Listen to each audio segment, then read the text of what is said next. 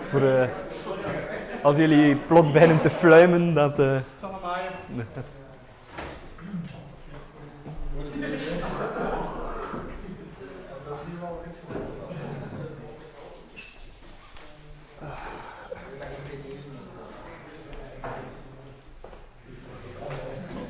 Looking back.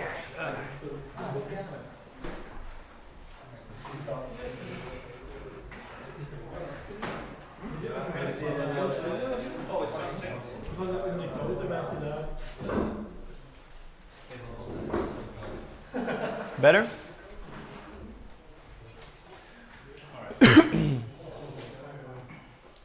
It's all yours. Thanks everyone for coming. This is our first year anniversary meetup, as you know, so we're really happy to be here. Thijs is going to talk in a moment, but first I wanted to do a little recap of how the year started and how it was for us. So, looking back, we had a few speakers. Michelangelo started the first meetup, and he was also the inspiration that led to this in the first place. Mike Simonson talked about doctrine. We had Jan Norris speak a couple of times. He's one of us. We had Bart van der Brande from Limburg. We had Wim Gordon and Hannes van Vregen. So that's kind of what we had this year. We're hoping to have a lot more speakers, hopefully that are from the Limburg area for this coming year. Some sponsors that I want to just thank. They're not here, Brixel. They gave us the venue about half of the time. We have Inventis. This is our second time here, I believe. And it's great to have them as a sponsor as well. And Spark Central gave us their venue as well. Other sponsors, just to mention them, PHP Storm has been giving us quite a few licenses. Pluralsight gives us subscriptions to their tutorials, video tutorials. Nomad PHP, just recently a sponsor. They gave us some ebooks that we're going to raffle at the end of this meetup. And then PHP Benelux, of course, which is the glue behind everything. And Strategery is my company because I've been organizing this. Special thanks to Michelangelo, of course. He was the inspiration and he gave us a lot of goodies, not only for this meetup but also in the previous year. Stain, he's helped me co-organize some meetups. He's been very proactive in getting some sponsors and relating with them. And Kevin from Brixel, he's the one setting up a lot of the meetups before everyone comes. He's there doing a lot of work. Also Jonas Gielen for designing our stickers. We're going to give him out after the meetup. And Jeroen Tora for a donation for printing those stickers. I think he couldn't come. And you for coming. This meetup wouldn't be anything without the people that normally come here. So, Thijs, how to improve the performance of your websites? Yeah. Let me Yes. do the technical switch here. Just a second.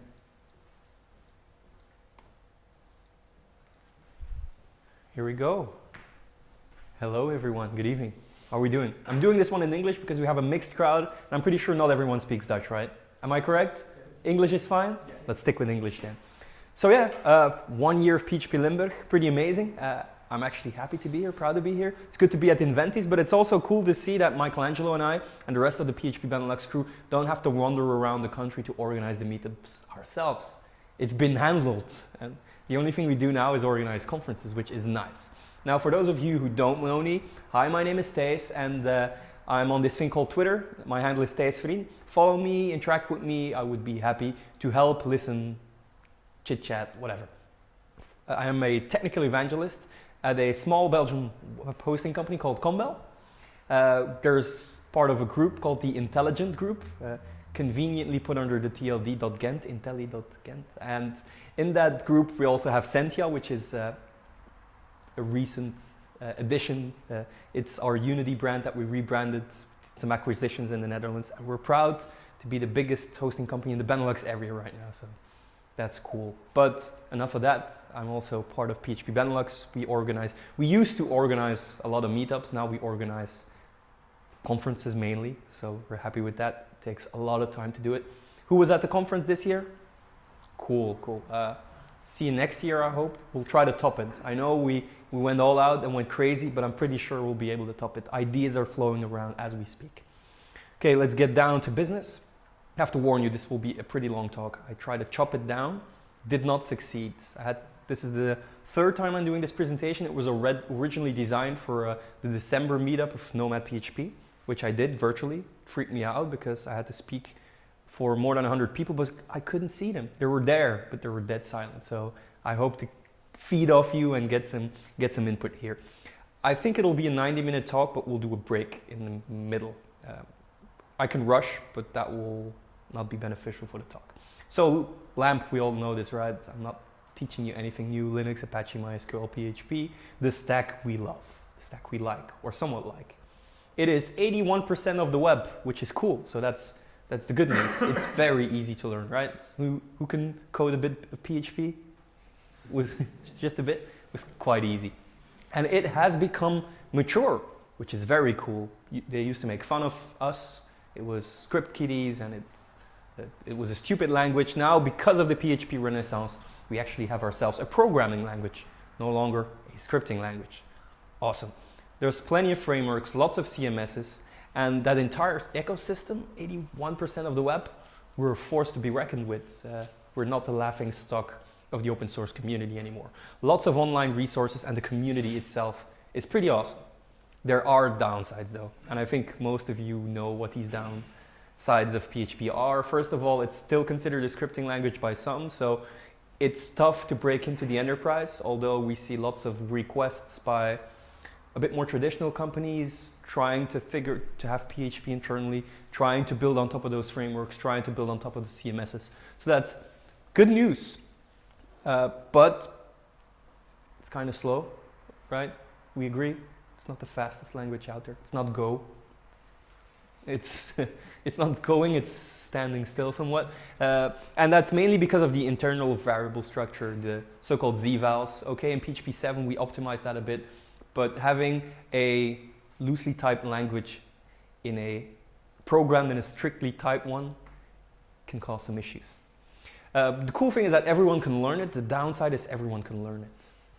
And the other downside is everyone actually does learn it. So, don't know who remembers phpclasses.org. I saw some pretty, that's not the reference, right? So, like we get a bad rep because of these hobbyists who just throw some code on it.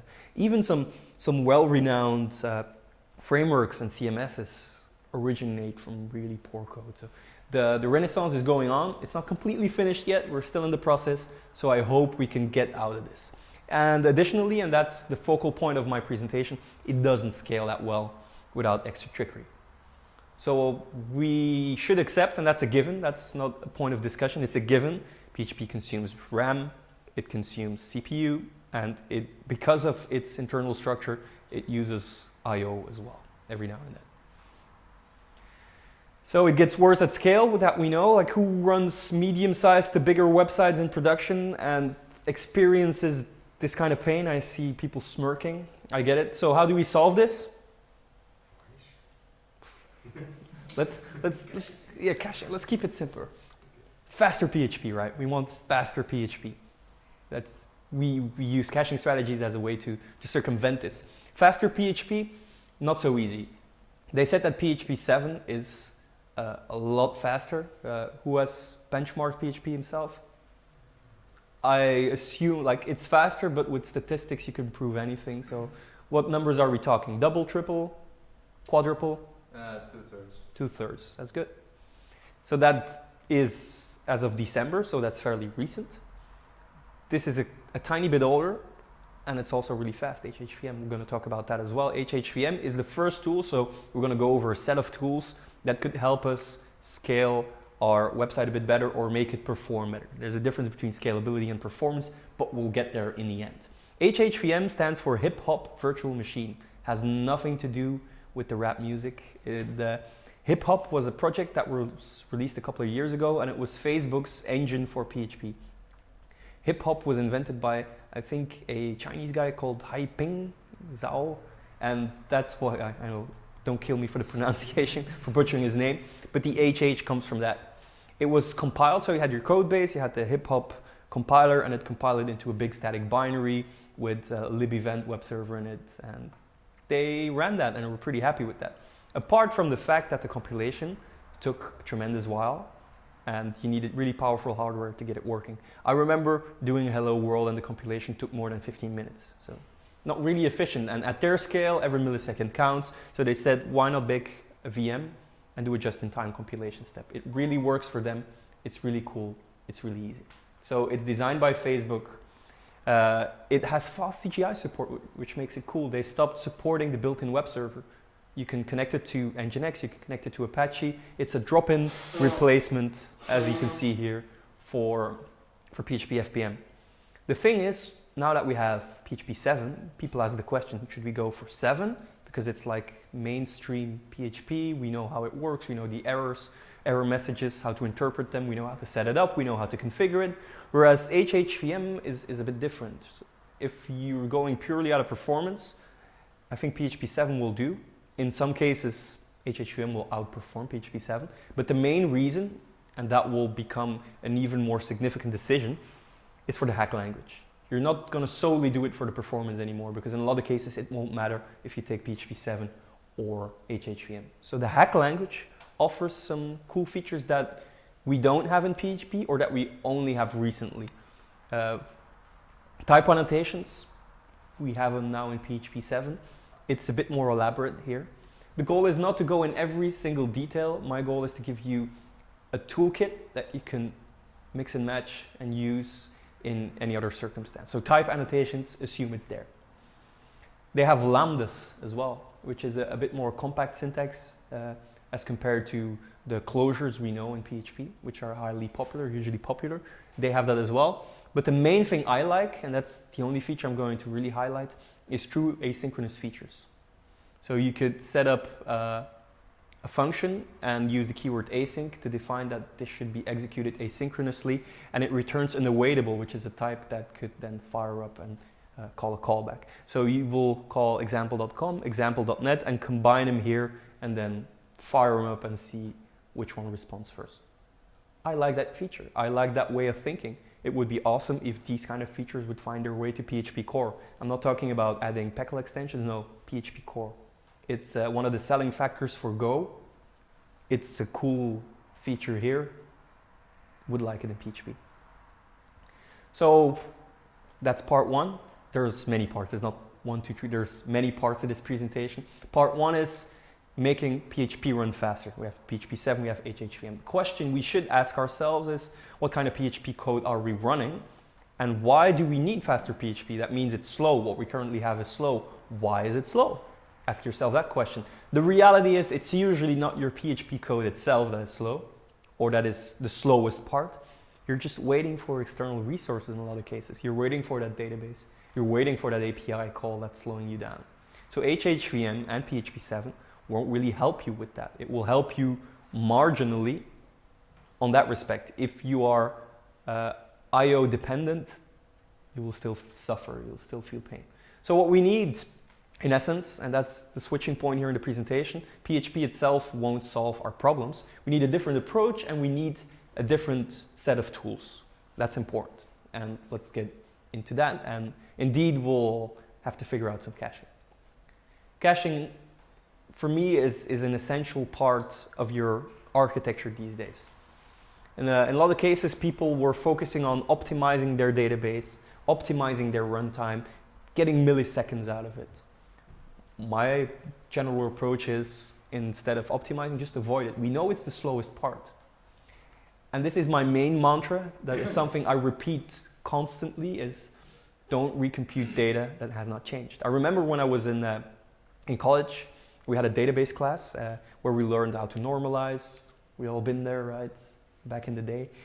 And the teacher told me, never store data that you can recompute.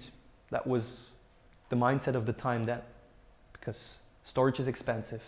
We can just recompute it. We shouldn't store it twice. And that was mainly also a theoretical approach. Whereas now, storage is cheap. Computation costs a lot, especially since we try to scale horizontally and there's things going viral. We have social media, we have the maturity of the internet, we have the Web 2.0 revolution. My goal is don't recompute.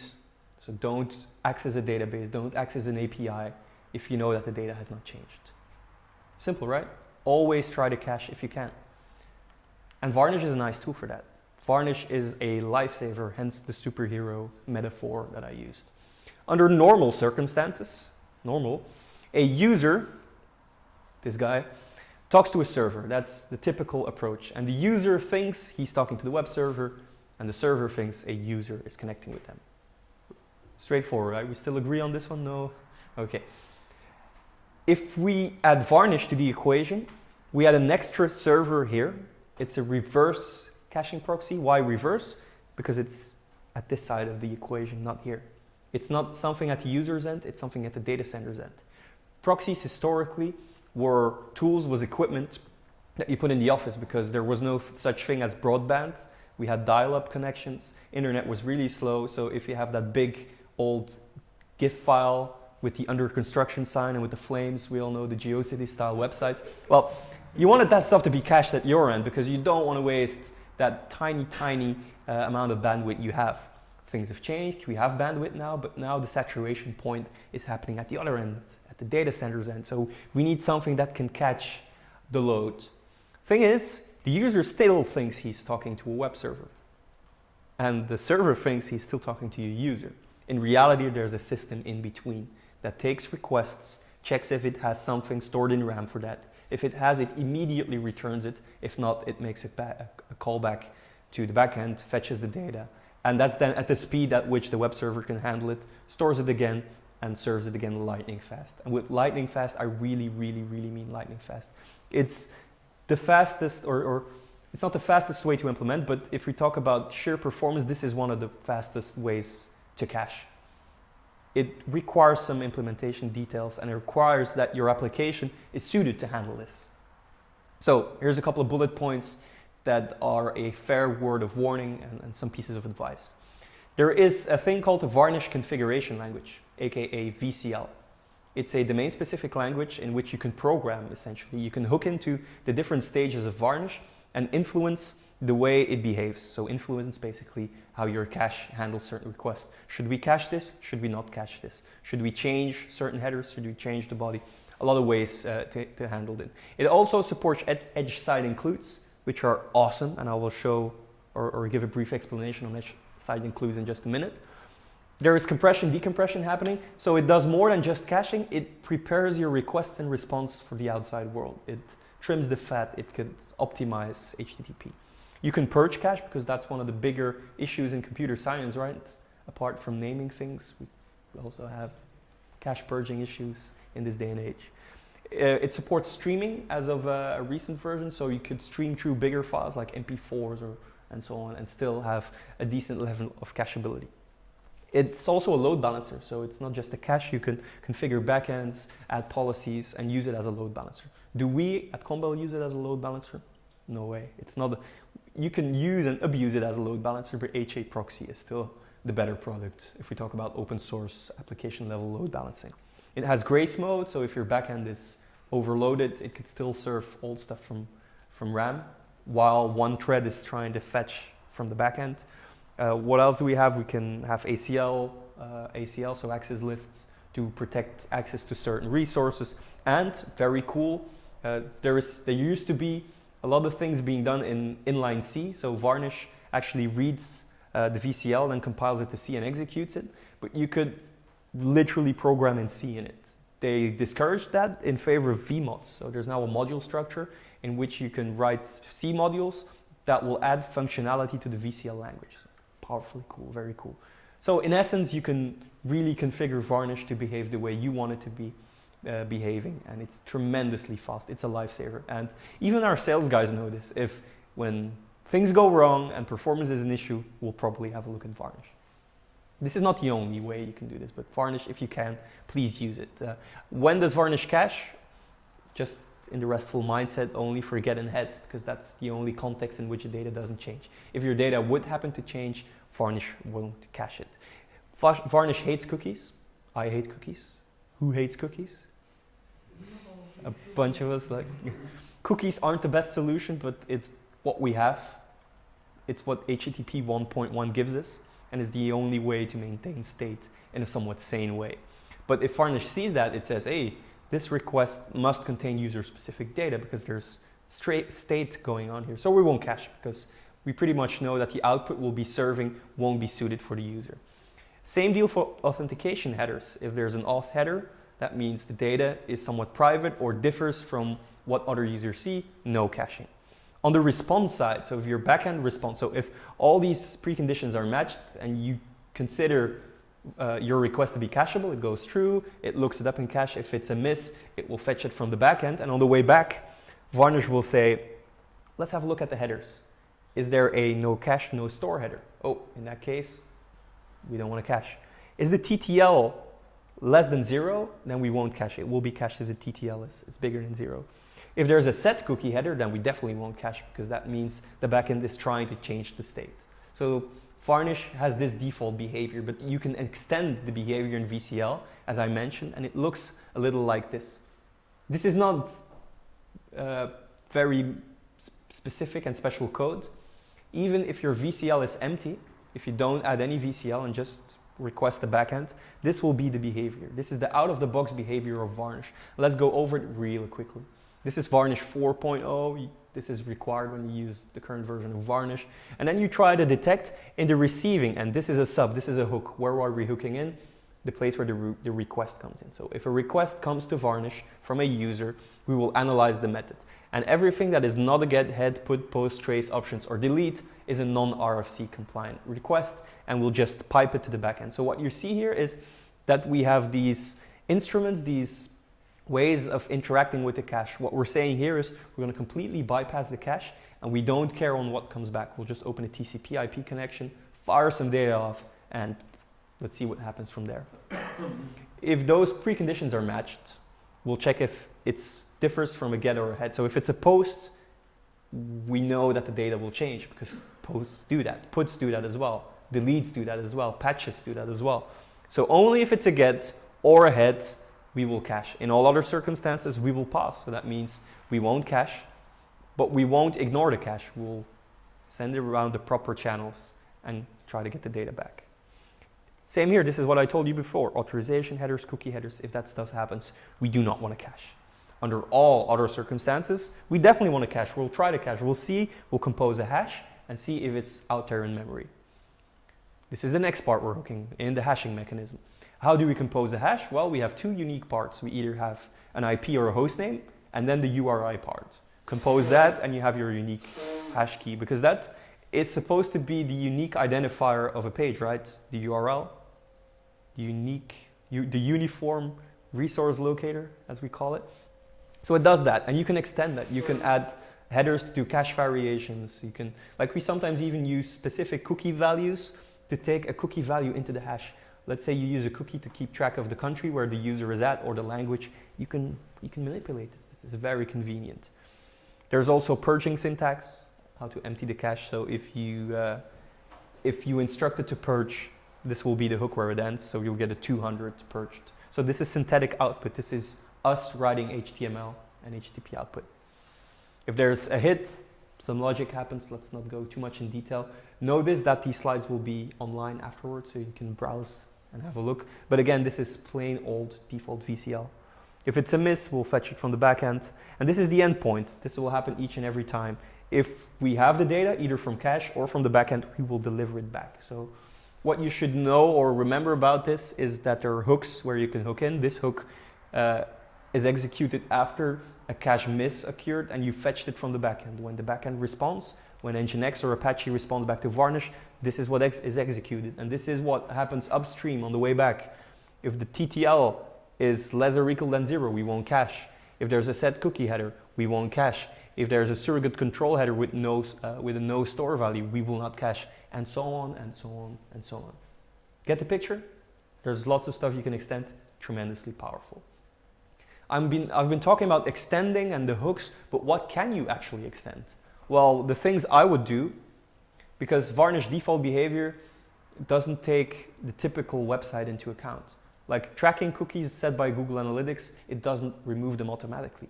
Every single or nearly every website uses Google Analytics you might want to strip the tracking cookies. Otherwise, you will have 0 hit rates, which is no fun at all. Might as well just remove Varnish from your setup in that case.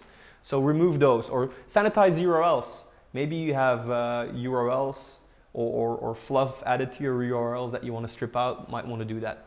Or create a whitelist or blacklist of URLs that you want to cache or do not want to cache.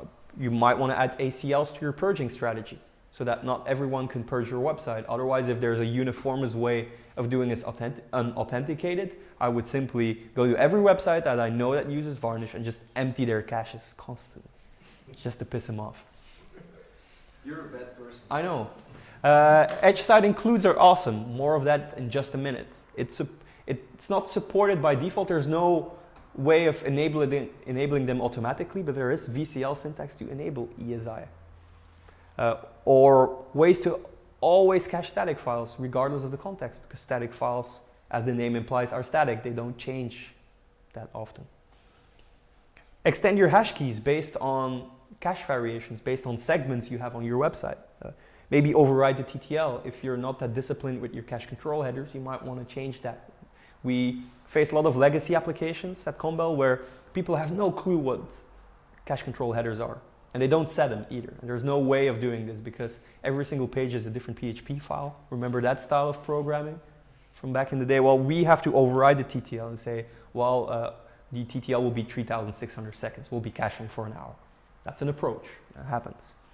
And maybe we want to keep the grace mode a bit higher. So if a backend is down or busy, serve all data longer so that the user doesn't see that we're waiting for a fetch. You can do all of that in VCL, but I still consider it trickery. The real way of doing it is implementing a caching strategy in your architecture. To the people of Inventus sitting here, this will be somewhat of a recap of what I told you this afternoon, but it has slides, so it looks a bit cooler. The thing you should do is always respect HTTP, and HTTP will respect you back, I guess.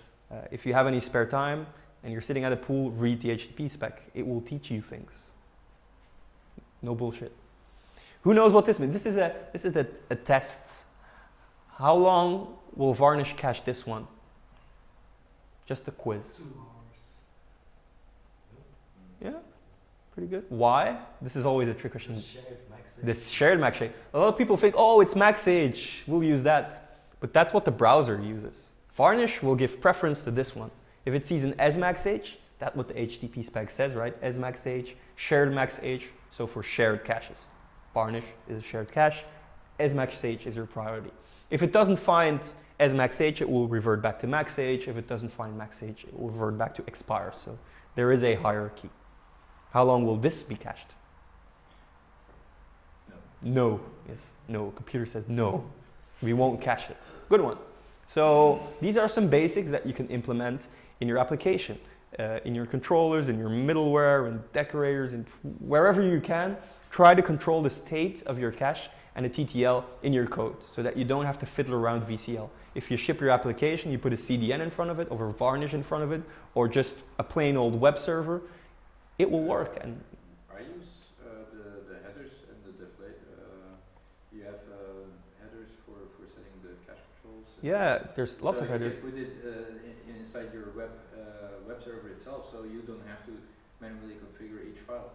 Well, we're not talking about manually configuring each file. We're talking about having sane cache control time to lives that are not defined by developers per se, but are defined by content Or architecture people, or even the people who manage the content. Because some pages they'll want to have longer in cache. Like Drupal is a perfect example. You can set your TTLs with a module if you want to. You can define in advance, I'm going to post this piece of information and we want it to be in cache for a full day. No longer. So make sure it is accessible to those who need it, who need the access. If not, if you want to generalize, and that's also a way of doing it, right? We'll say we'll cache it infinitely and let the purge handle it. So we'll cache until there's new data. That's also a way of doing it. Another thing is the cookies again, cookies that we don't like. Try to strip as much as you can. Avoid opening PHP sessions by default. There's a lot of websites that say, hey, you never know when we need that session information. Session starts, boom.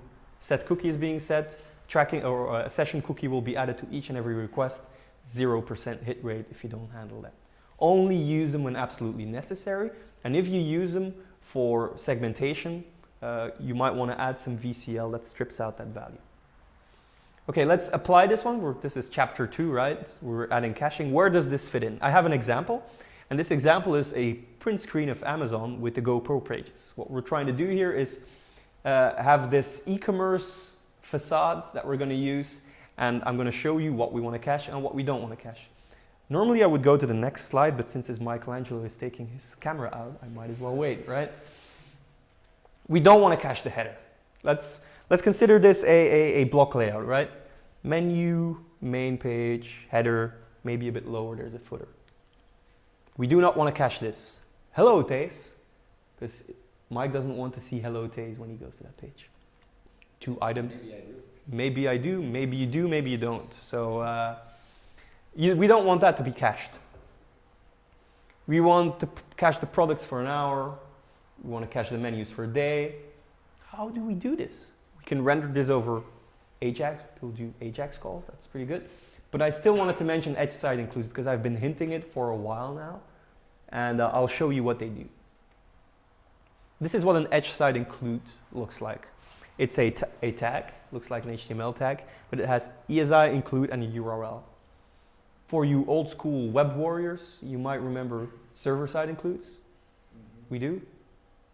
Care to elaborate in a couple of words what server-side include did for us?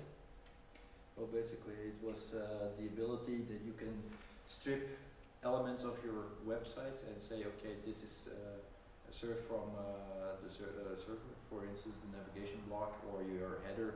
So you could actually have like quadrants of your website being served, exactly. While you maintain only focus on the content. It's actually a sort of placeholder where you can render content and it can execute Perl or Bash scripts and any other dangerous nonsense that we used back in the day at the front. But this is basically what it does, but it's not the server, because otherwise it would be called server-side include. It's edge-side include, so on the edge. Why on the edge? This is a syntax and a spec that was invented by the lovely people at Akamai, one of the biggest CDNs in the world. And the edge means close to the customer. That's what CDNs are all about, right? You put servers really close on very specific geolocations to make sure if someone does a request, you don't want to be fetching that big JPEG file from the United States. No, you want something in the Benelux area. It's closer. And they did the same deal for page composition. So they said, we don't want to fetch this entire thing at once because we know this part is not going to be cached and this is going to be cached for an hour and this for a day. If you render this as plain old HTML, the TTL will be 0 because the highest TTL is your weakest link and your weakest link is the navigation that is uncacheable. So if we fetch this and let our reverse proxy compose it, that part can decide how long it will be cached. And let me show you how you could do that in PHP. I love Silex as a micro framework. It's easy, works for me. Is it the best thing out there? I'm not sure, but I like it. And it has Twig as a templating language. Now what Twig does for you if you use the HTTP fragment service provider is you can render ESI here, call URL of a named route, and if it detects that you're behind a reverse proxy, could be CDN, could be Varnish, it will render an ESI tag with the URL. Varnish reads that tag, composes it, caches it separately. If you're not behind a reverse proxy, this will result in an internal sub request and will just spit out plain old HTML. So this is tremendously powerful if you want to granularly control the TTL of each block of your But this is only content. available in the last Twig engine, I think. Right? Could be, but still it works pretty fine without you having to worry about it. So already since 2012 in Twig. Yeah, that's The well, website uses it. It's from way back. well, way back, recent, it's all relative, right? But this could help you. If you don't want to use this, you can write ESI tags yourself. The way it does it is it checks a surrogate capability header sent by Varnish, and if it notices the surrogate capability header and it contains the ESI tag, it knows like, oh, I'm sitting behind a server that speaks ESI.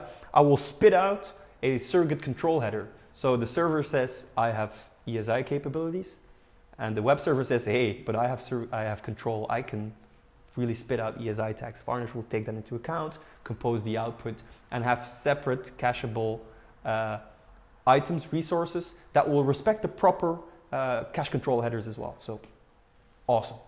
There's a downside to this. The downside to this is if one of those requests fails, your entire website falls over, curls up, and dies.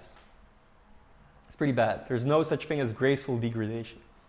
So that's why you could also use Ajax. I find this the poor man's way of doing edge-side composition, but it works asynchronously. If it fails, you can catch the error and you can disable that feature. You can basically do graceful degradation, and that's pretty cool. If something fails, you make it fail gracefully, and let's say you have a component, let's say you have a website that does events and you have a calendar on the side and that's a separate ESI tag. It fails, well, don't render it. It will be just your plain old white background. That's cool. The goal, minimal VCL.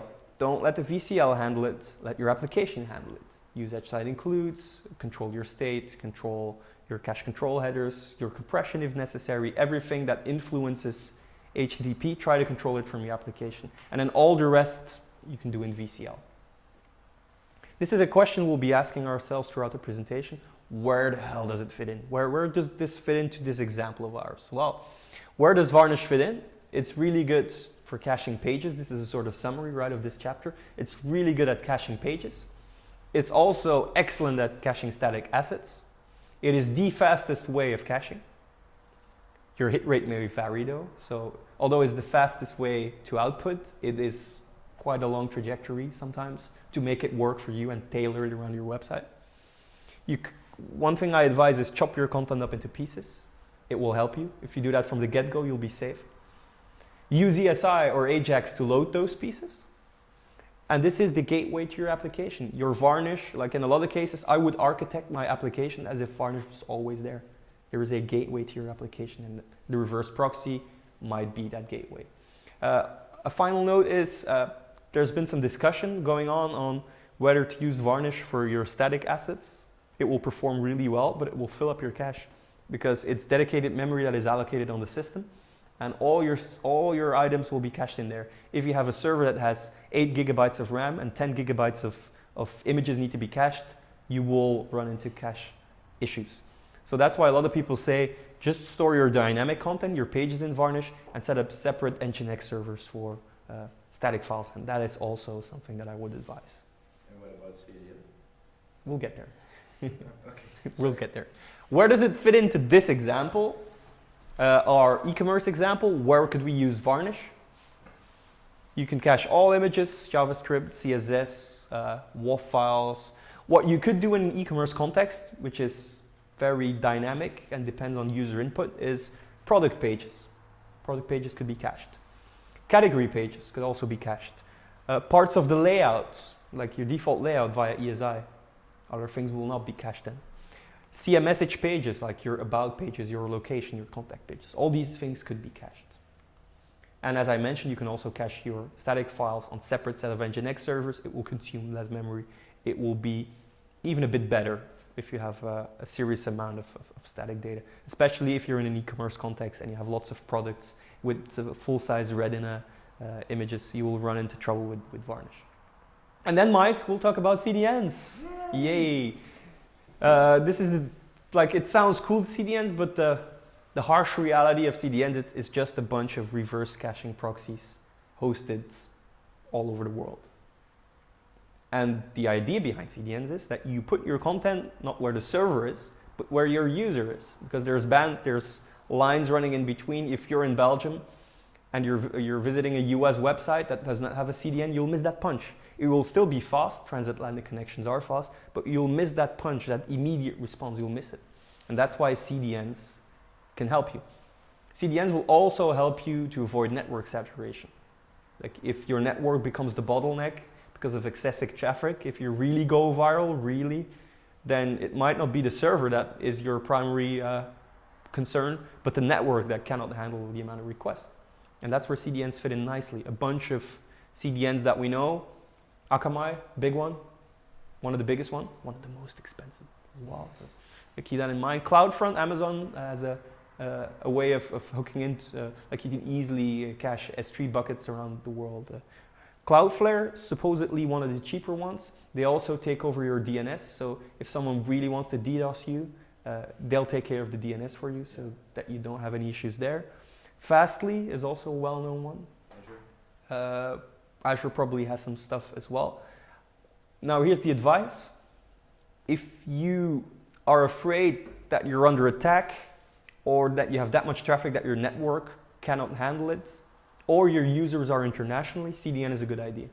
Under all other circumstances, CDN will cost you money and you might as well set up regular varnishes. We have a big Belgium client that is in the retail sector, in the retail industry, and we made them move away from Akamai and put varnishes in front of it, and it changed their budget in a positive way, a really positive way. Happy client.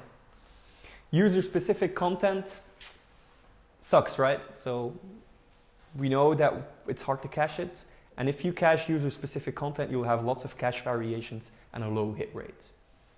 So keeping track of state sucks, it's hard, cookies mess things up, and sometimes we need to consider stateful caching versus high hit rate. Let's say you have a country segmentation, like you have separate content for the Netherlands, Belgium, and Luxembourg, to keep it easy. I would still go for stateful caching. I would use a cookie or some other information, some GeoIP information, and create cache variations based on that. That could make sense because there's only 3 variations: Belgium, the Netherlands, Luxembourg. If you want to keep track of every PHP session ID and hash it in the cache, you'll have a pretty low hit rate. So it's a balancing act, and you should keep that in mind. And the conclusion is also that not all pages can be cached. I've said it before, I'll say it again. So this is the next part of the presentation.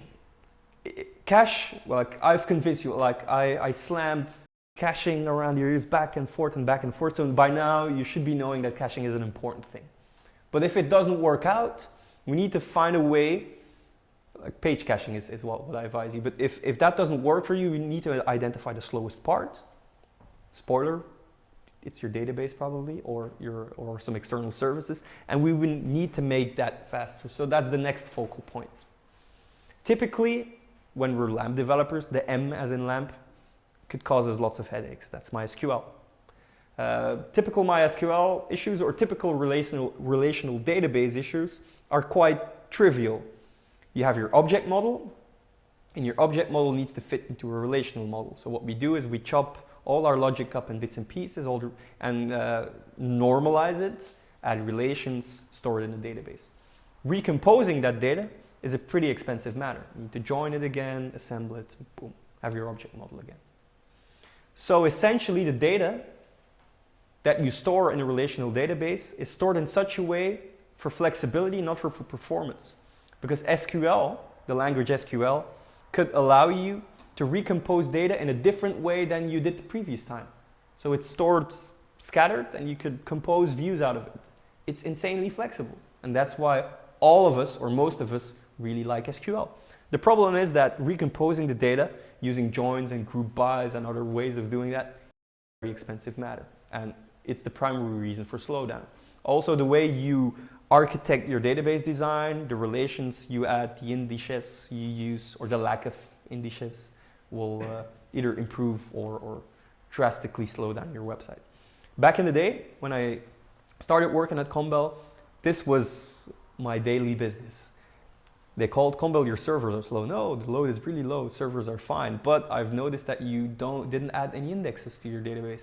Indexes, what is that? Allow me to explain you. 30 minutes in the process, they get it. We optimized it. I explained what MySQL explain could do. They were happy. So the problem is that that the database can be slow. Even if we optimize it, you'll hit this threshold that you can't overcome. So we need to offload the database. That's the next part.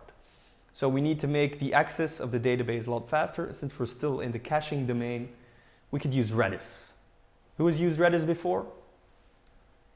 Who likes Redis? Okay, cool. So there were even people who haven't used it that liked it. That's cool. That's good. It's basically a key value store. So what that means is it's RAM over the network. And you access it, you get a key, you store a value in it, and at the other end you can retrieve the key, get the value. It's fast. It's really fast. And it's also lightweight, which makes it a good combination. The data is stored in RAM. It's similar to Memcached. But the primary way that it differs from Memcached, it's built for the 21st century. It's what I call, and I know it sounds corny, it's a child of the cloud generation, if you know what I'm saying, right?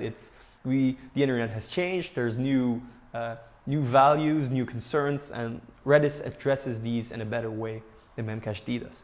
Primary difference, it has data types, whereas in Memcached everything is a string. So that means if you store a complex object, you need to serialize it, you need to store it. If the state of that object changes, you need to retrieve it, you need to unserialize it, you need to change the value, you need to reserialize it, you need to save it. That will cost you CPU cycles, and that will put a lot of the weight on the shoulders of PHP. In Redis, you have data types such as lists, which could resemble arrays and array structures. You have hashes that could represent the properties of an object. You have strings.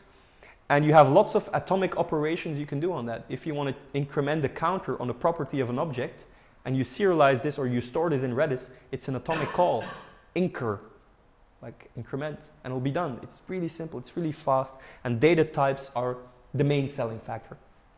It's also persistent, so it could flush data to disk.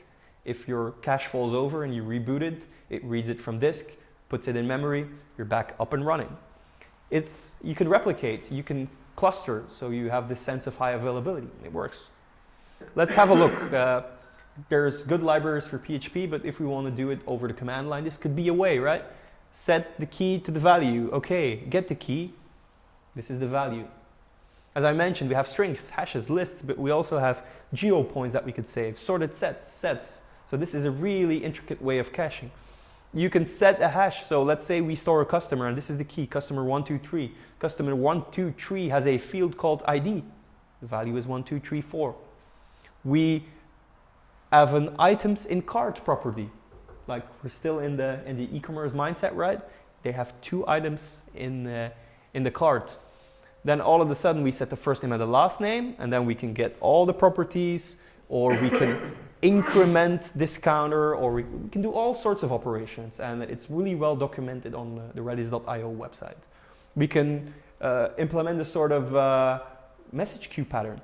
Push stuff to a list and then check the list length and get it by an index and pop it back from. So really interesting ways of dealing with this. And it could represent the state of your objects in your application without having to decompose them, without having to store them in a relational format. This could be a really good caching solution. And Redis is the primary library. You can use Composer to install it, and it's a really, really, really good way to interact with that. Clustering, this is the final chapter before the break, we're halfway. You can really cluster it. We've played around with it. Old versions of Redis rely on basic replication, master-slave to do it. You can add a tool called Sentinel, and that monitors the replication state.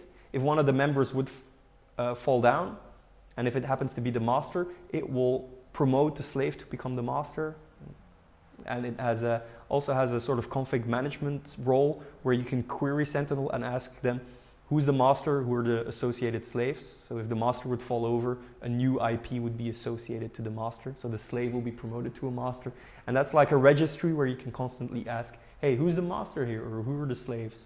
Ever since Redis 3, which was released somewhat recently, they have full-on clustering. So master, sharding, the full package. Basically the same as Mongo. Basically the same as Mongo, but Mongo is a database. This is a key value store. Mongo is more resilient. Mongo has better storage options. Mongo is an actual good. I'm talking about the cluster effect. Not really, because you can do a cluster setup with a minimum of 6 nodes in this one, because you need, like every consensus system needs an odd number of servers higher than 1. what is the first odd number of servers with a higher than 1? It's 3. So you need at least 3 servers for that, but then you need slaves for it as well, so that's 6 servers. We've tested Mongo, and if you want to shard it, replicate it, set up in Mongo, you need at least 11 servers.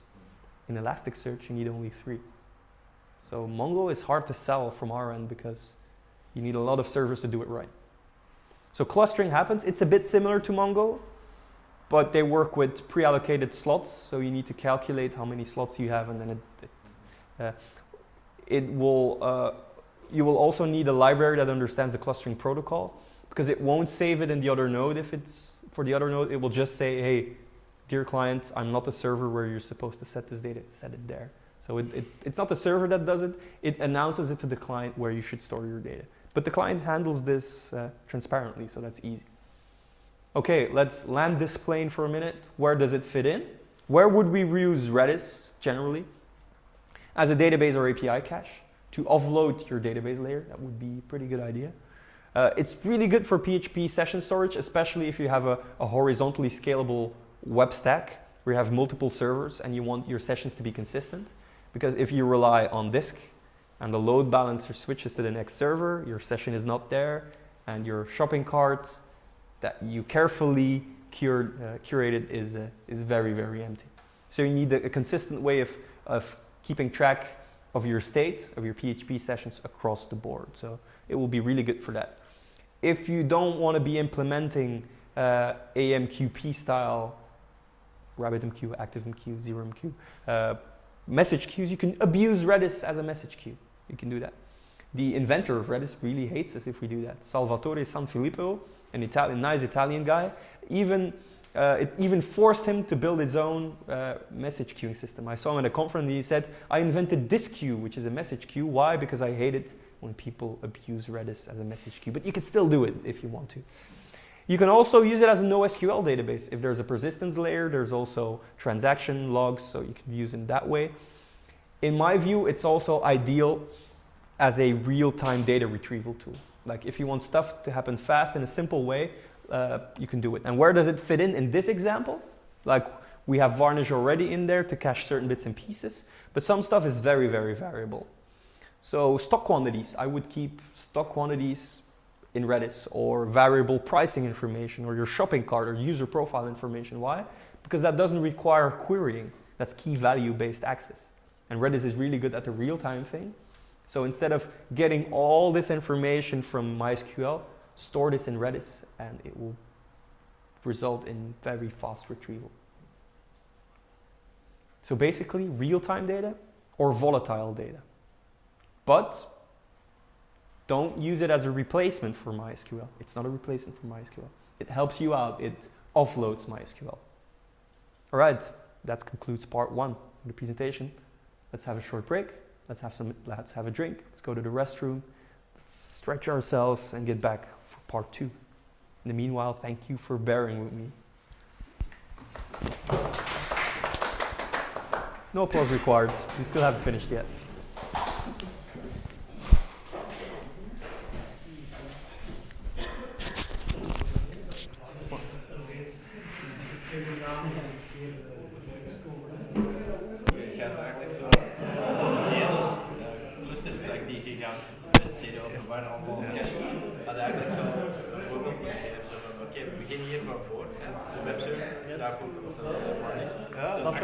Dat zou je kunnen doen. Dat zou je kunnen nog zo slecht zijn.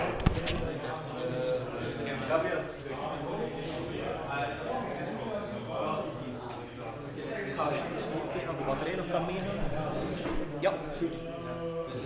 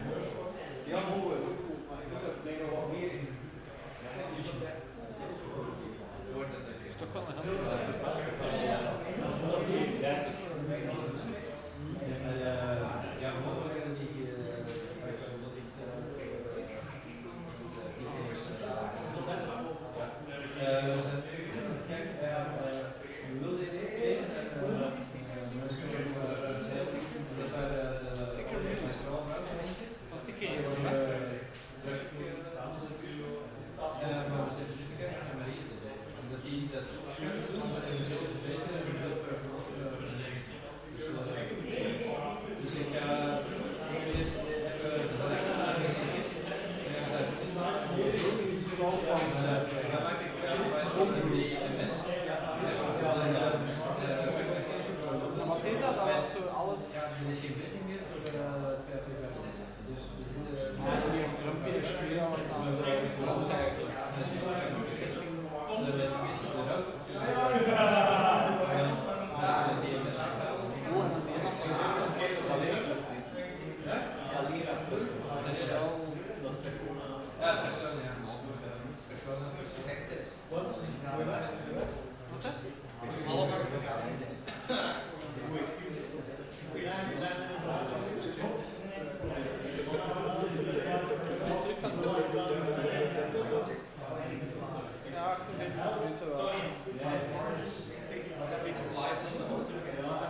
Testing Silvester.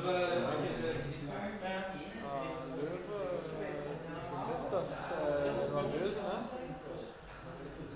Weet je dat? Heb je verteld? Als we op de ja, dat is op die... Nee.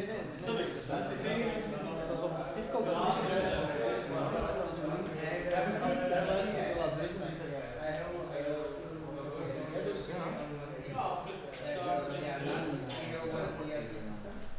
Dat is een multispel van multifunctioneel.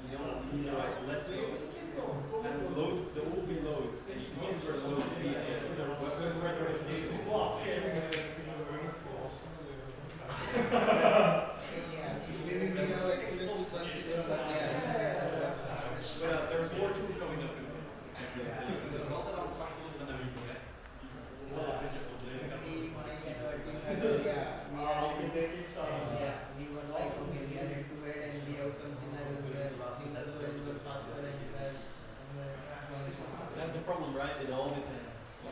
Various scenarios.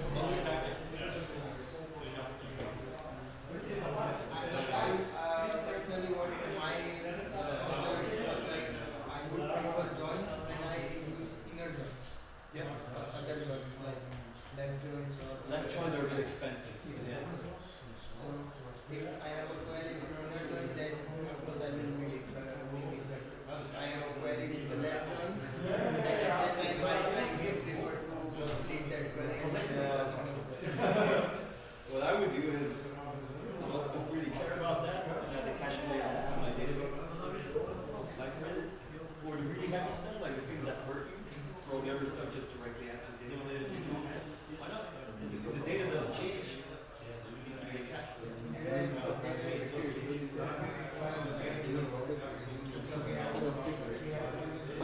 What I sometimes do is, like you can do like the stupidest way you can do it is you create an MD5 hash of your SQL statement and you store the output there.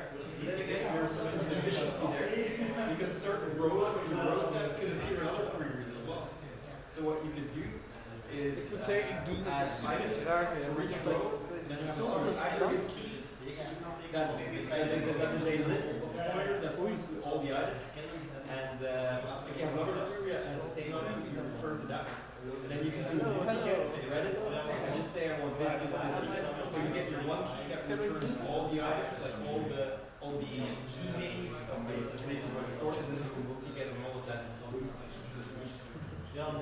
Super fast. And flexible, not wasting space.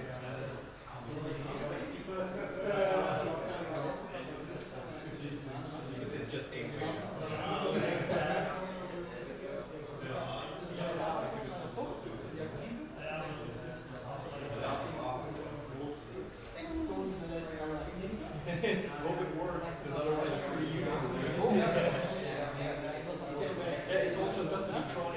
situation for advice without knowing the full context.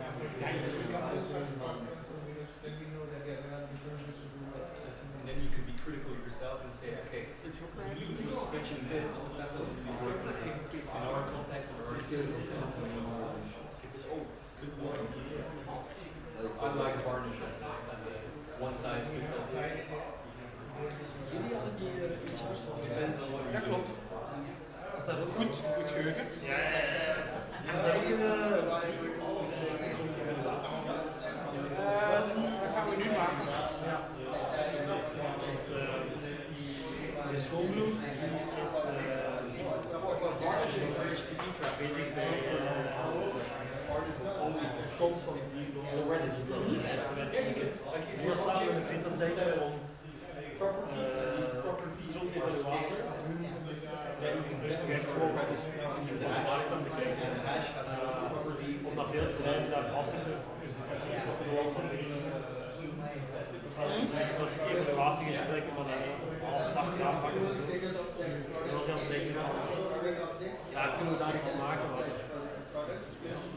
Dat moderner is, dat we niet gewoon bij een evaluatiegesprek ja. Meer geëngageerd en zo. Nee, je had ons een voorstel, we ook binnen de HR-afdeling hebben, die mogelijkheden om trainingen te voorzien. Dat van werknemers die daar echt in vinden. Toen we daar net was, moest ik aan u denken. Samenstelden. Want ik weet niet of zij zijn al twee dingen niet van de technische kant bezig. Het zal dan maar ik weet niet even verder dat jullie daar met ik weet geen waarom ook van in hoeverre dat jij daar met een eigen filosofie zit van kijk, we willen zo en zo in dit model uitwerken of volg geven en zeggen van kijk, we willen iets automatiseren van wat je daar aan doen. Spelen. Ja. Wij willen eigenlijk een jaar in de tool geven dat zij minder administratie moeten doen. Ja. Ja. Dat is zoals verkooptools ook, hè. Ja. Die gaan nog altijd de stijl van verkoop aan de firma laten, maar je gaat die afspraak laten bevestigen, wat dat ze gedaan hebben bij die klant, die dingen gaat automatiseren. Nee, dat is het idee dat ik bij het jaar misschien wel de markt voor is voor die bedrijven. Die zou zeggen, ja, we doen maar een beetje wat dat mijn aanvoer is, we hebben hier dedicated voor het jaar. Resurface. Dus But I hope I really want to start maar doing misschien that. ik kan Ja. LinkedIn, Ja, dat is het op sowieso. In the end, you will have accomplished something. Maar onze markt is voornamelijk, ja, zeker omdat we momenteel voornamelijk focus leggen op aanwenden. Ja. Ja, zitten we meestal wel bij bedrijven dat al het kleinste heeft 100 werknemers. Die hebben meestal wel een eigen. Ja. Dus dat hebben die wel meestal wel al. Ja. Allemaal op.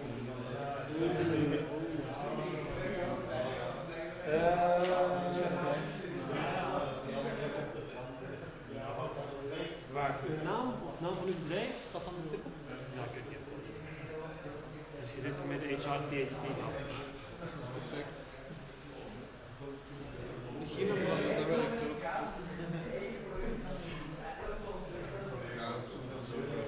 Voilà.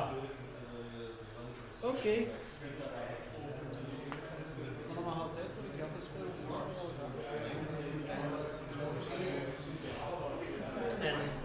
En dat is waar, je hebt inderdaad, je stapt pas binnen als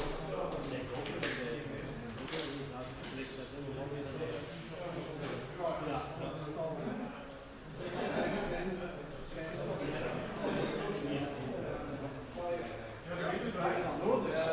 Ja, die beseffen niet wel. Ja. Zo. Ja, dat is natuurlijk een moeilijkheid. Nou, eigenlijk theoretisch gezien zou je zeggen dat iedereen het nodig heeft. Ja. Het kan alleen maar bedrijven komen. Dan moet je helemaal dat bedrijf op een andere schaal gaan werken. Zij zijn met die idee gestart. Ja, die zijn ja, niet puur HR, dus het komt van Deloitte, dus deze zijn eigenlijk een main consultancy. En dan die lijst blijven is dat een afdeling die andere afdelingen analyseert en het proces maakt, de bespalingen en weer realiseert. Maar blijkbaar is de rest heel wat en dit zijn zo de klassieke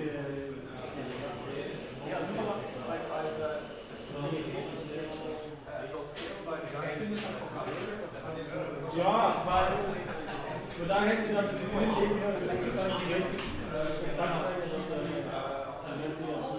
maar ik ben zelf dat ik ken dus zo vaak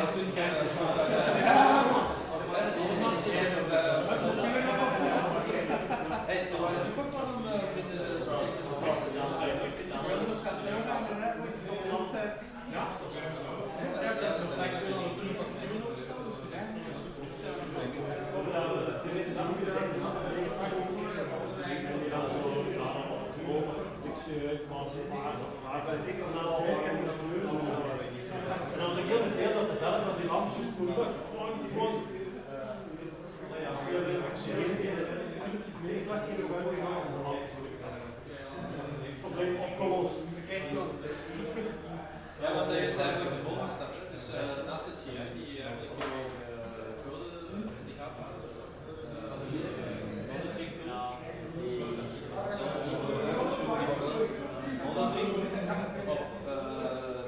ja, de belangrijke code.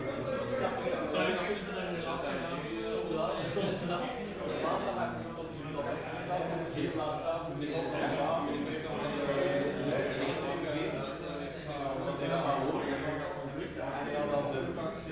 well, ik ben deze week bij Async en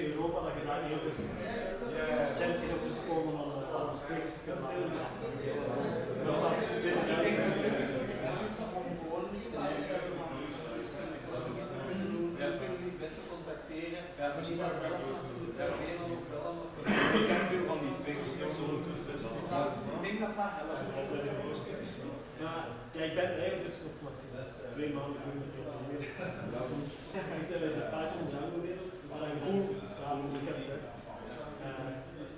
En is er een Symfony of zijn er andere frameworks die wel ja, je hebt bijvoorbeeld Drupal, WordCamp, WordPress heeft dat, Joomla heeft dat, Joomla die hebben dus eigenlijk al een soort van niche. Ja, wij willen die ook wel ondersteunen, maar hier is het focus van oké, PHP is eigenlijk de basis en dan wordt geen van met PHP gebouwd wordt dan bovenop.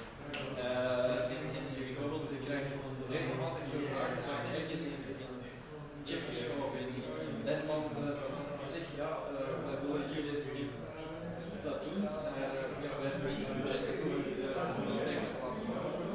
Met jij iets of iemand. En meestal ja, is het advies gaat misschien dat die spreker de advies gaat geven dat dat gecombineerd wordt. Zo ben ik bijvoorbeeld al een paar keer zo ben ik al een paar keer naar Ierland geweest.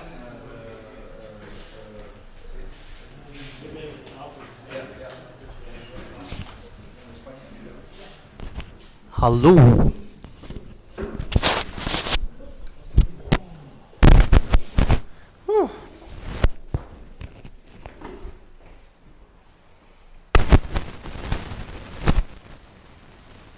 Welcome back. Ready for it? Let's go to the next tool. Any idea what the next one will be? Elasticsearch. Let's check if we're still recording. Check. Yeah, we're still doing fine. Elasticsearch is nothing short but awesome. As a lot of tools I'm raving about, I find to be awesome. But this is a really cool one. Elasticsearch, for those of you who don't know, is a full text search engine.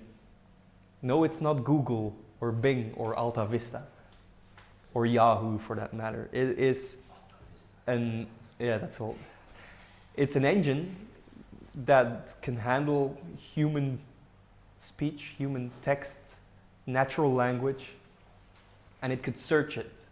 And also, it shouldn't be exact values, it could search for similar patterns.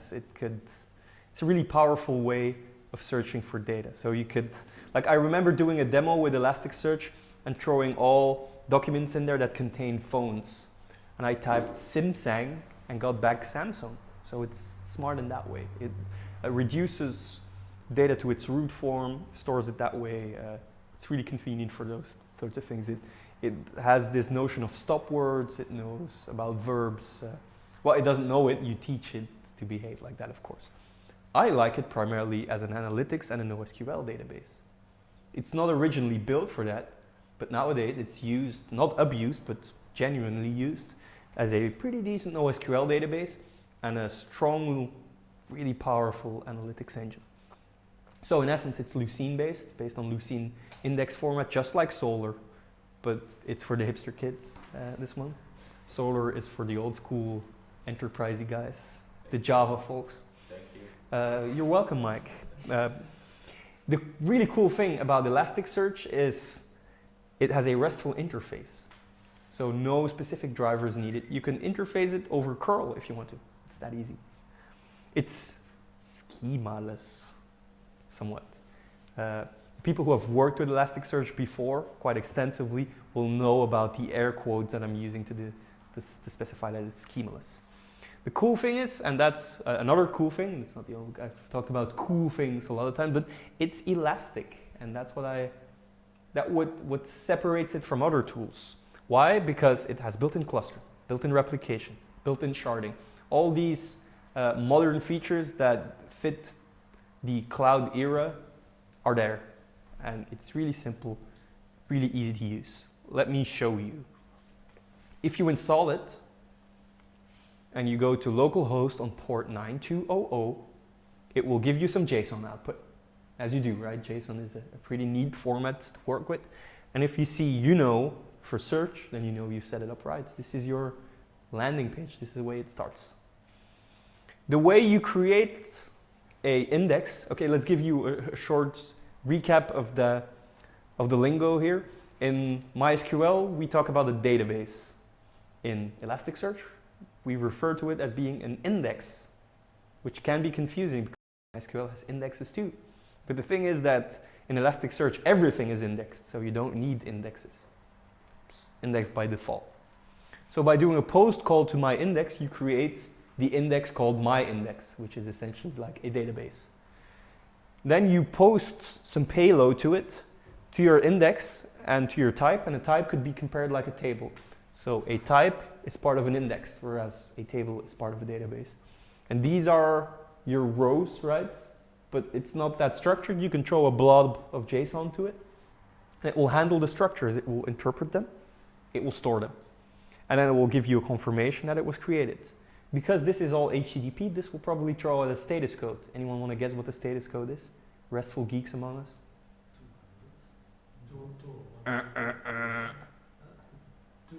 201. 201. Good one. Good one. If you want to retrieve that document, you don't want to search for it, you don't want to query it, you just want to retrieve it like you would do with an exact match in SQL. Select asterisk from table where ID is 1. This is the way. This is your ID. It's automatically generated. It's a hash. And it will retrieve the metadata, and then it will retrieve your actual source. This is your data. I told you it was schemaless. I lied. It's not really schemaless. It removes some of the burden of defining a schema for you. It handles it for you. So that piece of information, that piece of data, key value, date, counter 1 tag, bunch of tags, it has analyzed that. And if I go to my index and go to the mapping resource, it will show you the mapping, how it mapped it. And it says that on my index, I have a set of mappings for the type myType. That myType has a set of properties. Property number 1 is the counter. We assume this is a long. It's a pretty good assumption. The date is a date, and the formatting is date with an optional time. Pretty decent assumption. The key is a string. Solid assumption. Tags is a string. Not such a good assumption. So what you should know, and where I felt lots of pain in the beginning, is this is just plain data, nothing special. If you start adding all sorts of dashes, underscores, it will remove those. Because in human language context, these aren't essential to the language. These are just structures, syntactical sugar to the language, right? So it will strip them. But if you rely on them, you essentially lose data. It's not stored. So that's a problem, and you should keep that in mind. What I would advise you to do, if you work with Elasticsearch, is have some sort of explicit mapping. Some people say, yeah, but we don't know what our data will look like. I believe in a lot of cases you have a pretty good idea what your data looks like. How variable it might be, there will be at least some sort of structure. Try to estimate what that structure will be and map accordingly. So what we're doing here is we're posting to the products resource, and we're adding the mappings, and we're starting off by saying our product type. The ID for every document shouldn't be a random hash, but it should be mapped to the entity ID field, so that your ID of the data you have would be used. Then I have all my properties, such as the entity ID, which is an integer. So that means our identifier of the document will be an integer. And then we have a name. And the product has a name, and it's a string. And here's a weird one. Not analyzed.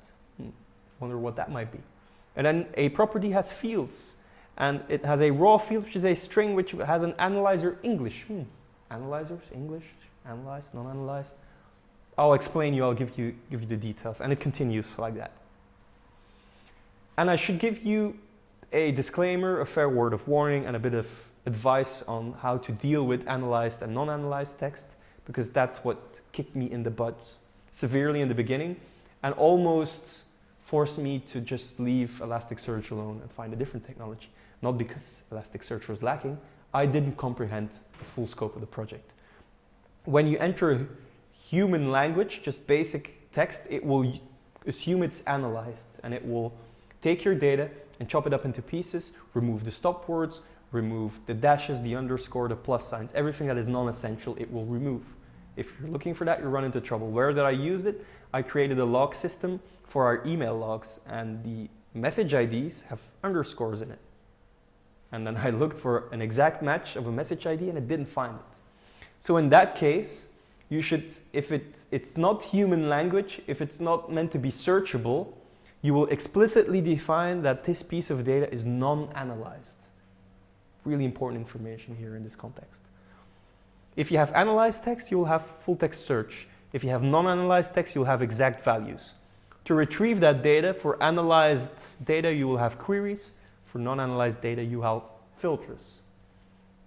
If you search for the data, regular searches, so queries for analyzed text, for analyze.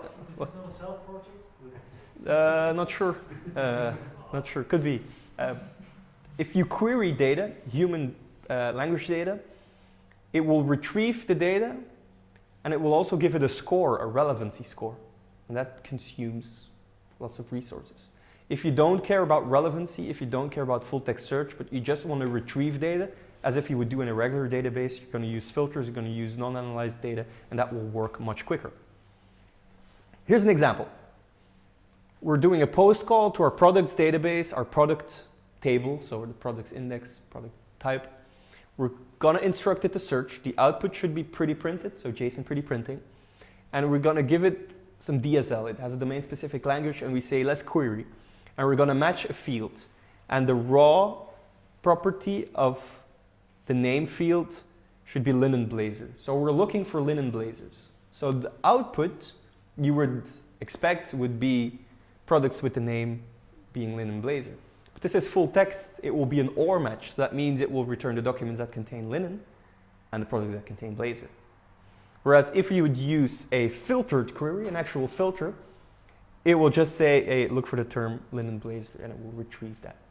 My advice, use filters as much as you can, only for data that has any human aspects, human language aspects that should be searchable. If you're actually doing search, you're using it as a search engine, not as a database, use queries. If you're using it as a database, use filters. Can I add something quickly? These are queries, right? This is a query, this is a filtered query. Yeah, so the post there is that correct? In the beginning? This one?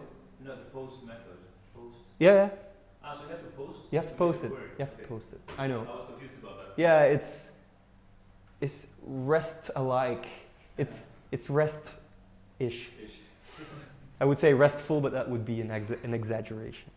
Well, it all depends on what you want to do. You can also say, I want to add a new search, and that's RESTful, right? Right.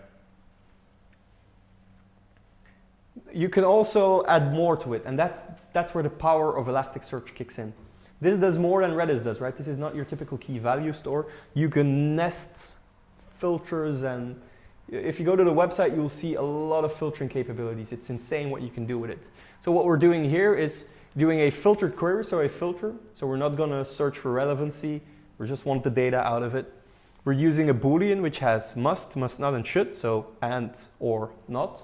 And you can combine those. You can have really complicated queries.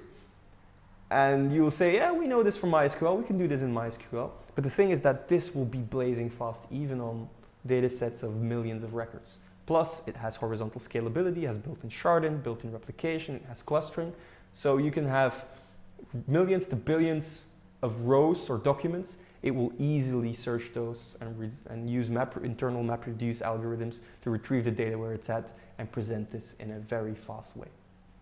So this is just an example. We don't have time. I have separate Elasticsearch talks, of which you'll find them online. I think I even have some video online about it.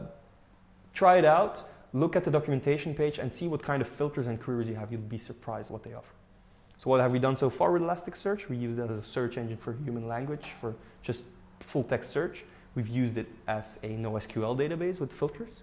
The third thing we'll do is use it as an analytics engine and use the aggregations. And that is truly powerful. It's like group by in MySQL, but on steroids. It's powerful. Let's give you an example.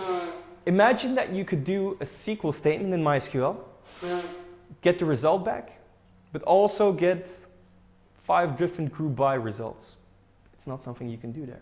You can do it with Elasticsearch. You say, well, I only care, this is selecting the fields you want. You only want the category, the price, and the name of all the documents in the product table of the products database where the name matches a Blazor. So everything where Blazor is included, it will return it.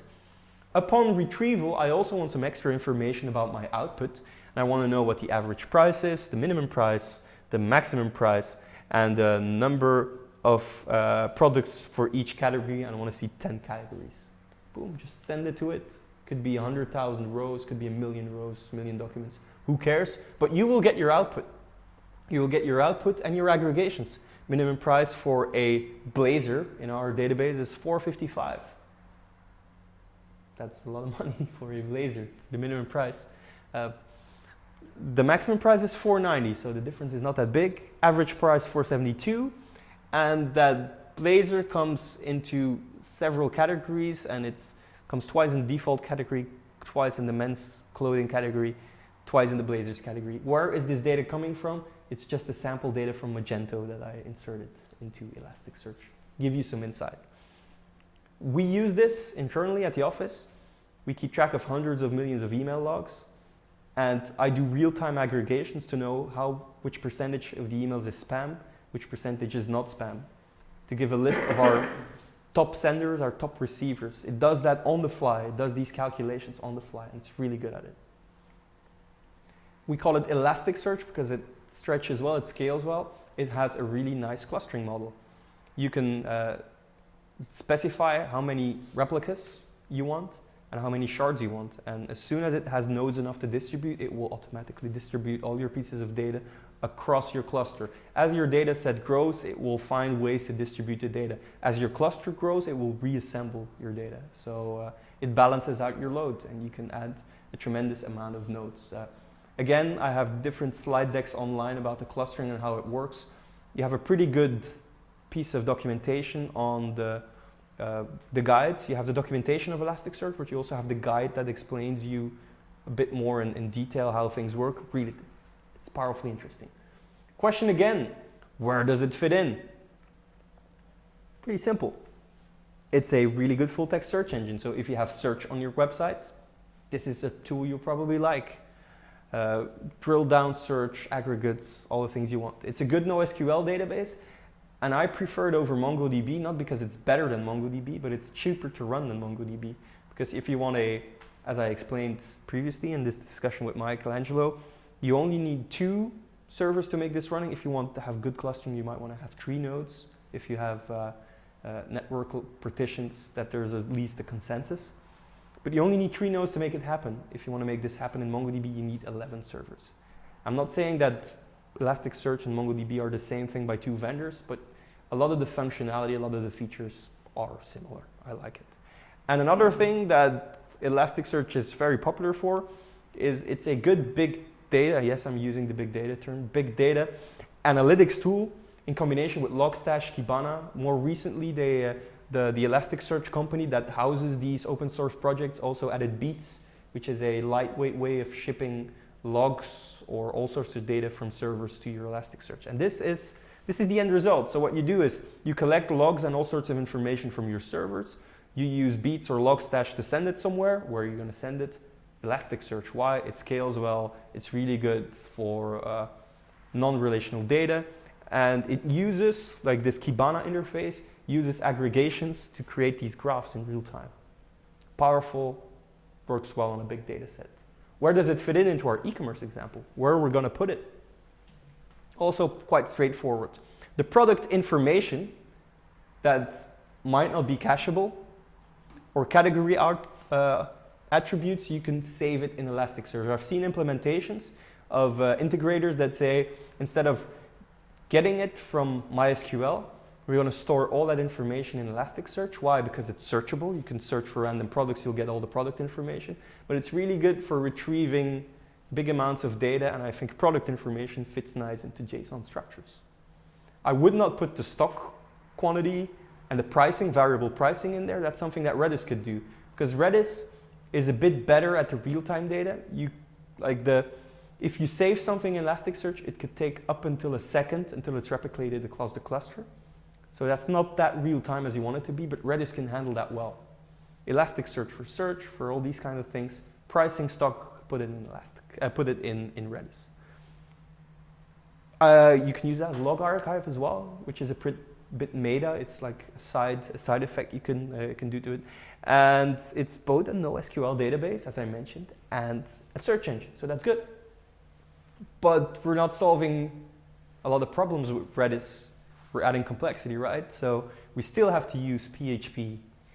We still have to use the runtime to get through to either Redis or Elasticsearch. So not all of the things we're doing are data related. So with Elasticsearch and Redis, we're trying to offload our data, but not all the computation, not all the things that we want to do with PHP are related to data. We also have image resizing. We have logs that come in, or logs that need to be written. We want a PDF, we want to generate PDF sometimes. We want to make sure that at super busy e-commerce platforms, we want the checkout to be separate. We want to offload, instead of offloading the database, we sometimes want to offload the web server as well, because that will cause some of the slowdown as well. So what we need is asynchronous execution, and worker scripts could be a good way of doing this.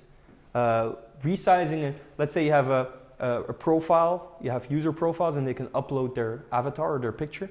You don't want to waste precious CPU cycles, precious memory at the user runtime level, whereas you could just send it to the back and say you deal with it and eventually it will pop up. So worker scripts could be really cool. You can have PHP CLI based scripts that run in the backend. Make them run continuously, so it's not request response based. You start it up, it continuously looks for things. You can use built-in PCNTL functions of PHP to make it fork, or you can have, for example, supervised start up different instances of that. You can use pthreads or other things. You can basically have multiprocessing, and that's nice. What could you do with it? Maybe in our e-commerce setup, synchronize MySQL and Redis, right, at the back end, because you don't want to do that at front-end resource time. You don't want to waste the user's resources with that. You want to resize the images, create the PDFs, maybe asynchronous logging and metrics for stuff that happened, update quantities and prices for our products. Those are things you might want to do. But how would we interact with these worker scripts? Any idea? Yes, message queues. We're going to use message queues as a way to transport state, transport changes between our primary process space, like the user runtime, and worker scripts that run in the backend and do work asynchronously. RabbitMQ could be a good one. It's by far the most popular message queuing system out there. It speaks AMQP. I think that stands for the Advanced Message Queuing Protocol. It's a standard that is shared among different message queuing implementations. It uses PubSub, so you can subscribe to a message queue and it will update you when new things happen. When events occur, so it's not a question of polling, when events occur, you will get notified. And you can pull something of the message queue, execute it in a worker script, and even maybe send an event back to say, hey, I'm all done. Next in line, please. The cool thing is it's like a lot of these open source projects, there's a company behind it that sponsors the core developers to make it happen. It also has built-in clustering, and and that's the difference between Redis and RabbitMQ for message queuing. It offers reliable messaging. Redis cannot guarantee any of that. This is more reliable. If a message should be sent only once or only twice, you can have a certain degree of guarantee that this happens. It comes with a nice little panel where you can check all the details. You can see if you cluster, you can see your nodes, you can see your queues. It is easily manageable. And there is a good library out there for PHP, written by our PHP friend, someone from our community, Alvaro Videla. He works for Pivotal, the company that sponsors the project. And you can just write some plain old PHP code. Don't write it down. Slides will be online later. And these are examples you can just fetch of the GitHub account of that hit GitHub account. But what you do is you connect over port with a username and password, and then you could declare a queue and send a message to the queue at the front end layer, and then at the back end layer you can just use a callback and wait until messages occur and deal with it. So you could upload a image to a shared drive, a place where both of you can access it, and then throw a message on the queue, hey, this is the file name, it's associated with that user, resize it and save the data in the database. And it will do that asynchronously, which is important. Again, where does it fit in? Yeah, but this is just a queue. What about the workers itself? Workers itself, you can use Gearman, right? I know Gearman is very popular for that, but I believe that not a lot of innovation is happening at the Gearman end. And what you could do is just write your own simple PHP worker scripts, because if you use Gearman, you have to do that eventually. And just use supervisor D to monitor that they exist. They keep existing. If they fail, supervisor D will boot them back up. Because what Gearman does is it has a protocol of, you have a server and you have workers, and the server connects to workers and distributes work to them for you. And the edge that Gearman has on this kind of systems is that they're cross-language, right? You can have workers in Java and Perl and C, and they can all communicate together. But that's basically what a regular message queue could do for you. I know I know back in the day, Gearman was mind-boggling. It was like the thing. But I think there's become less traction for it, and sometimes Gearman acts up and does weird things. I'm not sure if this is the most reliable solution in this day and this age. Okay. It used to be really cool. Yeah. I think it's become less cool. And what cool, I don't mean like, oh, the hip kids aren't using it anymore. I think with all open source projects, it depends on the traction from the community. If the traction drops, it's a popularity contest, the open source world, basically. Built on good reasons. Where does it fit in? Takes load away from the user process, because that will be, I've been constantly complaining about performance and making it slow for the user. If you could take that away and offload it, that could be a good thing. It frees up resources there. So with the same hardware, you can attract more users. You don't need to invest in more hardware up front. Elaborate message queuing. I'm using hipster words again, async event-based actions. And that's what you typically use it for, but let's twist it around and apply it to this situation. What could you do there? Well, you can synchronize your stock prices between Redis and MySQL so that they stay up to date when changes occur. So when you change something in the backend, like you change your quantity, you might fire off an event to a worker that will sync it. Or if you finish checkout, you could send a message to the backend saying, hey, update the stock every now and then. So, or you can synchronize product changes between Elasticsearch and MySQL.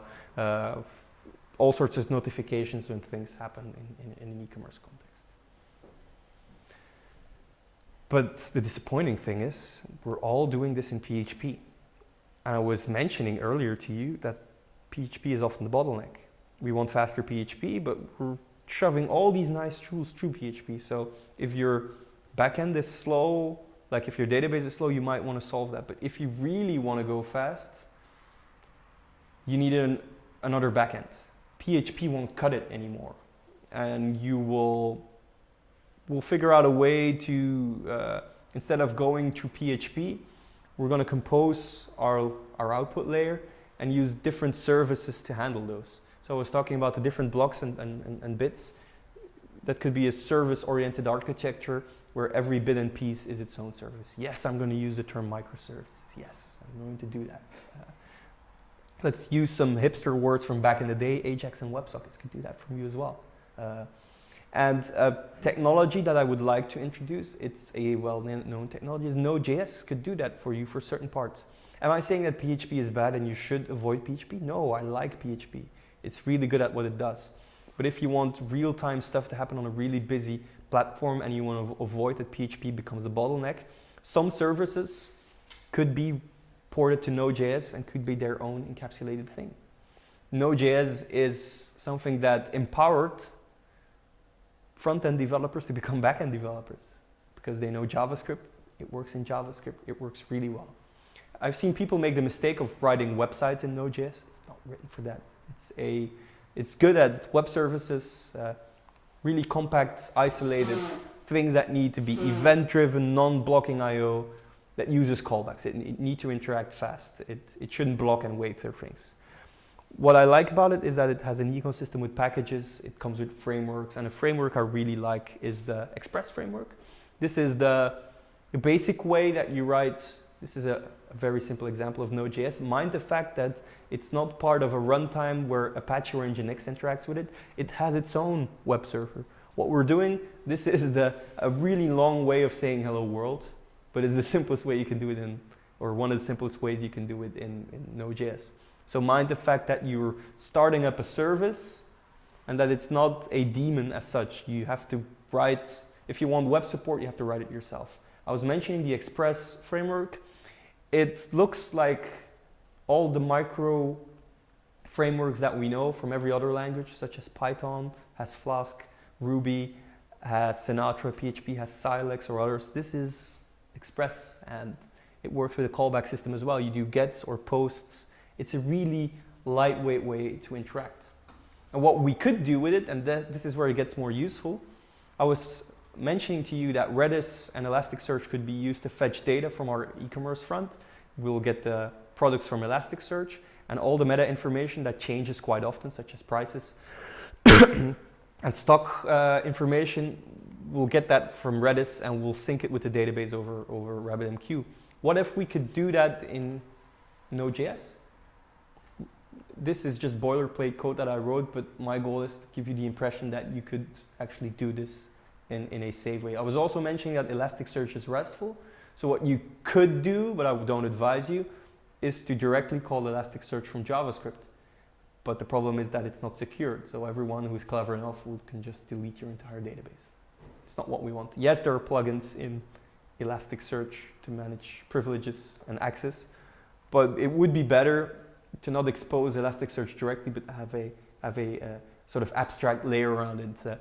What we do here, there's an Elasticsearch package for Node.js, your Express framework, a body parser, Redis, and your AMQP library. We start up a default Elasticsearch client, we start up a Redis client, we set up our Express framework with some middleware, and then we define a route. If we do /products, it will get all products. So what we're doing here is doing an Elasticsearch call. This is JavaScript, this is JSON, so that's a pretty natural way of fetching data. So you keep it simple, you keep it compact. If you want to know the stock information about a given product, you'll just do a Redis call. So you'll abstract it from the user. You will abstract this from your logic. This is a simple way of doing this. If you want to update the stock, you can send a message to a worker, and that worker will do it for you. And again, we're not accessing PHP runtime. We're not accessing the slow PHP runtime. All our checkout logic might still be in PHP, and our base framework will be in PHP. But these quick ways of interacting with a database, you could abstract that in maybe a Node.js layer. That could work well. And then you run it like that on port, it will listen on port 3000, and you just have a compact and simple web service layer. Yes, I oversimplified it a bit, but I hope you get the message that there's other ways of doing it. And a final way that we can do this is that we can also replace Node.js by Go. Who has heard of Go? Go is a programming language developed by a company of which the first two characters start with G and an O. Anyone want to guess what that company is? Ends in ogle. What? It ends in ogle. Oh, yes, indeed. Oogle, right? Ogle.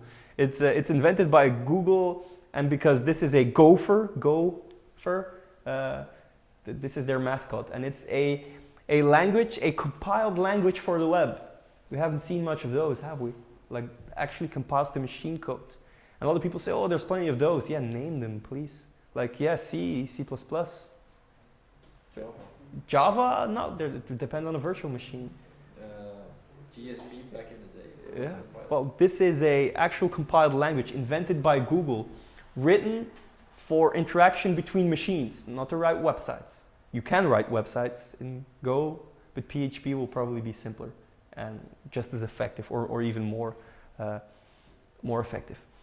It feels like your everyday scripting language, but it's not. It's very powerful. It has native asynchronous features on which it relies heavily. It's built for system programming, and I haven't seen anything that is as fast as that. We're not talking about caching anymore. I specified in the beginning that Varnish caching is the fastest way of doing things. If you don't want to cache, and if you need some software that is insanely fast, Go will be your thing. Where does it fit in? And I hope I still have some code for you. Yeah, I think so. Where does it fit in? It could replace Node.js if Node.js becomes your bottleneck, and if you want to even make it run faster, because Go will definitely be faster than Node.js. If you run into these things where you have small microservices that need to be insanely fast, Go will be your go-to technology. I have a bit of boilerplate code to get you acquainted with the syntax of Go.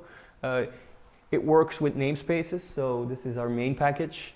You import some external dependencies. It fetches that automatically from GitHub. So it has syntax for you to, like composer style packages. You have some callback functions that you define.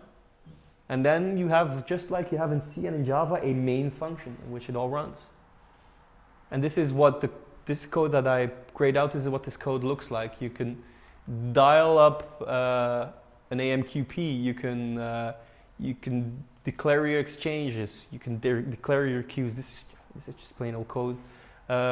What makes it really interesting is that you can define inline functions, and if you specify the keyword Go in front of it, these will become asynchronous functions by default. So as soon as it sees the keyword Go, it won't block this. It will start it and continue in the back and communicate back with another system. This forever thing is a Boolean channel, and that channel is sort of a built-in message queuing system that can communicate with these asynchronous functions. So you could use these variables to communicate. So I could, after this function, I could read from this variable, but it will only happen once this is executed. So that's a really good asynchronous feature. Go to the Golang website and you'll see some really cool examples. I've tested it. So what I did is I wrote a small script that fetches joined in information. Fastest thing I've ever seen. It was mind-boggling fast. Let's reach the end. Let's talk about the end game. I've talked about a lot of different tools, a lot of different components. And our goal is to have an end game, to have a strategy. I used e-commerce as a metaphor. Use it for whatever you want. But what we want to do, or what I would advise you to do, is to cache wherever you can. If you can cache full pages, it will be really simple and really effective. Use Varnish for that. If there is non-cacheable information, where data depends on the user, you might want to compose these layouts and have different TTLs, or keep state for certain blocks and don't keep state for other blocks. Use ESI or AJAX for it. Everything that is static, JavaScript, CSS, images, probably want to put them on Nginx or CDN.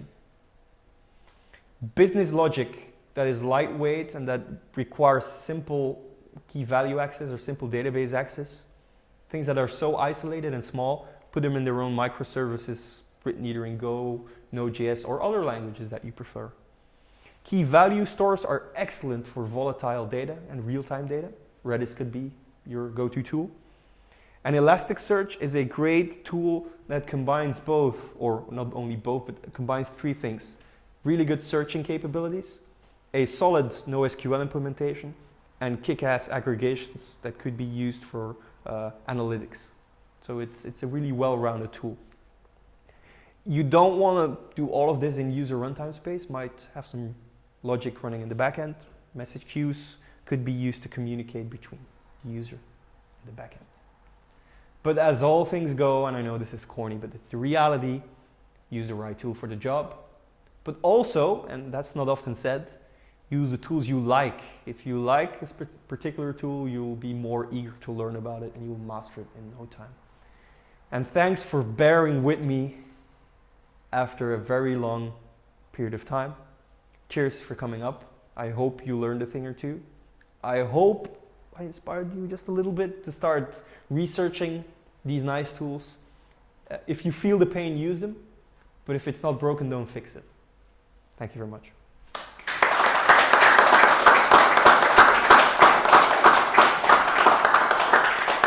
And I also want to say thank you to the people seeing this back home. Cheers. And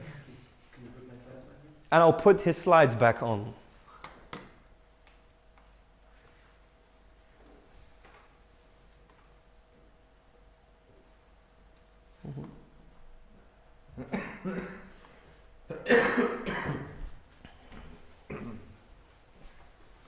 Right, thank you, Thijs.